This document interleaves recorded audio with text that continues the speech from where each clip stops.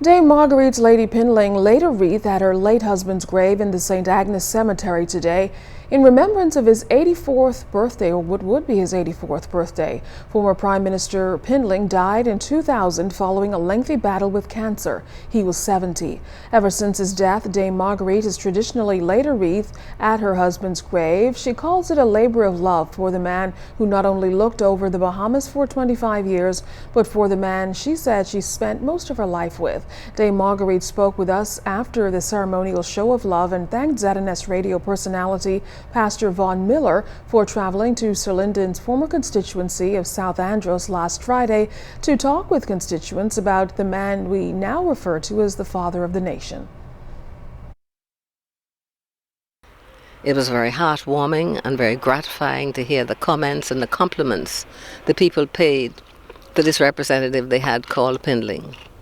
For me, it was very emotional at times to hear how they described this man who was Prime Minister and who they never looked at Prime Minister. He was their representative who came to their homes and if they were having a meal and they would dish up a meal for him and put the plate on the table, and Pindling would say, "No ma'am," went to the pot, dished up his own meal and sat down with everyone, and they were speaking of his humility and how he always made them feel important.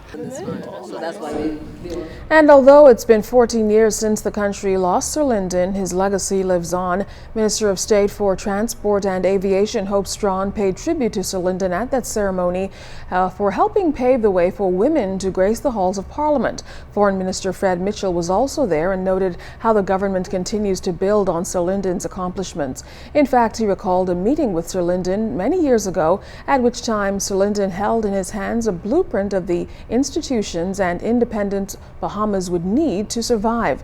One of them was the Royal Bahamas Defense Force. As we saw it unfold, the Defense Force came into being in 1980, and what we were doing in the House last week was a continuation of that work.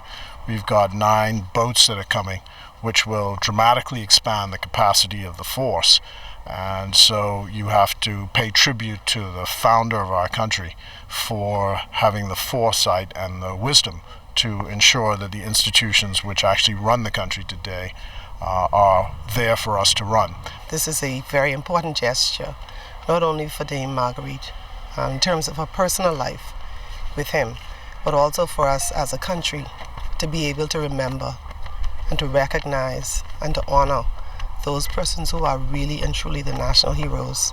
Our children have to see us do this kind of gesture.